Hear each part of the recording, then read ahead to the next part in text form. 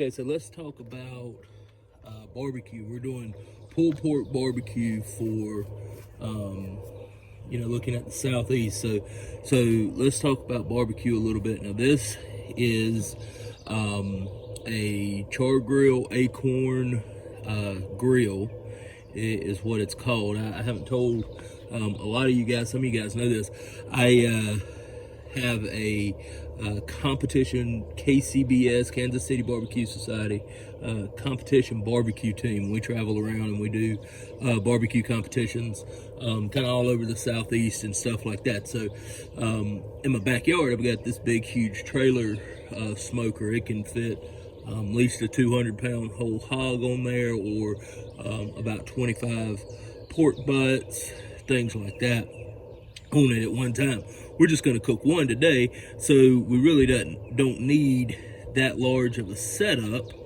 So I'm going to use a smaller one. This is what I use when I'm just making some barbecue here at the house, or works as a grill or anything like that. Now in here I have lump charcoal. Okay, so lump charcoal, this is hardwood charcoal that has that the manufacturer burns and turns it into charcoal, and then you buy it.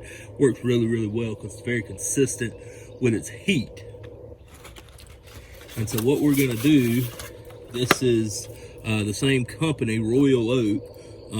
The same company makes these tumbleweed starters is what they call them. So we just bury this sucker down in here, and basically it's kind of like hay. It's a straw that's wrapped in paraffin wax. So we're just going to light it, and it burns, and it will burn in and light the charcoal. Okay, we have a damper at the bottom that allows airflow in from the bottom and comes up. So it's set on a certain setting for us to be able to barbecue. We have a damper in the lid, and it's set at a certain temperature as well.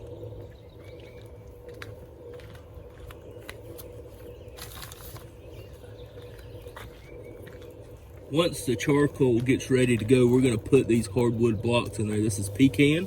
This is what we use to smoke all of our barbecue. Very common in South Carolina. So pecan. We also have a little bit of peach. We have a lot of peach trees in South Carolina. So we use a little bit of peach wood as well, and it adds a little bit of sweetness to the smoke itself. So once this gets going, these have been soaked in water so that they won't burn. They'll just smolder. And so we're going to put these just kind of around. There's a plate that we'll put over here. We've got a grill grate we'll put back, and then we'll put our pork butt on. And you can and we'll start letting it cook. You'll be able to see all that. So we'll get this going, and then we'll be right back to show you the next step. Okay, so now we can see charcoal's getting hot. It's kind of hot in the center, and it will slowly work its way out. That's why we have the dampers, the air vent dampers set to what we do. We have added our charcoal, or our wood chips here, our chunks of wood here. And now what we're going to do is we're going to put on this heat diffuser plate like that. And what that does is that keeps the flame from coming up and actually burning any of the barbecue. And then we're going to take, this is a cast iron grate, we're going to put it down, and we're going to let it close everything up and let it start getting good and hot. We'll spray all this down with like a pan spray before we put our pork butts on here. So let's get this hot. Let's look at what we have to do to get the pork butt ready. Okay, so this is our pork butt. It's about 9 pounds. You can see the top here. It's got a nice fat cap on it, and then have the underside right here. This one has been deboned. Generally, we would keep the bone in. This particular one has been deboned right now. That's what we could find, so that's okay. This is generally about the size that we like to cook these. We're going to show you exactly what we do first. First, we have our injection. Okay, so this is like a marinade that we're going to get way down deep into the meat. And to inject it, this is what we use. This is our meat injector right here. Okay, so we're just gonna put this in, roll the plunger back, and then we insert it and inject some, insert it and inject some in a nice grid pattern. This helps to get our flavor really deep down into the meat. So you can marinate, you can brine, you can inject. Any of that will work for your South Carolina barbecue.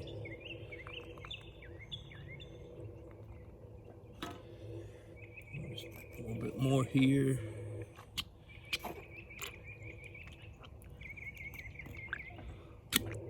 Like so. And there you go. We're just gonna let this hang out for about 30 minutes. It'll distribute, this is a little bit extra. It'll distribute all the juices around that we just injected in there, and then we'll be ready to rub our pork. Okay, so our pork, after the injection, has had time to rest. We've got our spice mix here, our barbecue rub. We're just gonna take a nice coat all the way around. You can put this in a shaker bottle if you have one. That works really, really well. We just want to get all these areas. Since this one has been deboned, we want to get it on the inside as well, where that bone was. Just like that, around the edges, so that it is completely covered. And then we're just going to let this hang out for just a moment until our smoker is 100% ready to go. Okay, so here we go. Our smoker is at about 240 degrees. We want to keep it between 225 and 250. We try to keep it right at 250. We've put our pork butt on. I am not going to put a thermometer in the pork butt right now. Really, my only concern at this point is what the outside looks like, the color. It's going to take it about 3 to 4 hours to get the right color. We call that the bark. That's the crust on the outside. Once that looks right, we'll wrap it in tinfoil, and then we'll put a thermometer in it to be able to monitor the internal temperature so that we can have it at the temperature we want. All right, so a couple of sheets of tinfoil. We're just going to wrap our pork butt up. What this is going to do is it's going to allow it to continue to cook without getting any more color on it, so it doesn't get any darker for us, okay? So we're going to leave it just like that. So we're going to put it back on our smoker. It's been on there for about 4 hours, and it'll take about another 4 hours to finish up for us. Okay, so here we go. We are we're at temp. We're actually a little above temp. What we're looking for, we have our pork butt. What we're gonna do is we're gonna move over right here. You can see there it is. It is done. We're gonna just kind of carefully roll all of this out. I want to get the juices and everything in there, like so. And then if the bone was in it, we would test it by pulling the bone out, but we can actually test it. Look at this. This is what we mean by pulled pork barbecue. So you can see that this just shreds right up. It's still really moist. A lot of flavor in there. A lot of that moisture is coming from the injection that we did at the beginning. If you look at the meat, you see that it has this pink here. Okay, so you'll see that anytime that anytime that we smoke something, there's a nice we call that the smoke ring. Okay, anytime that we smoke something on a smoker, we get these nice smoke rings on there. That is a reaction that the smoke has with the meat. So the more of a smoke ring that it has, the better we consider it to be. So anyway, so there you go. There's enough juice and things in here. You don't even need barbecue sauce, but you could put barbecue sauce on there if you wanted to, and eat it just like that. Eat it in a sandwich, however you might want to. So so there you go. There is our pulled pork barbecue. There is nothing else like it in the South. So there you go.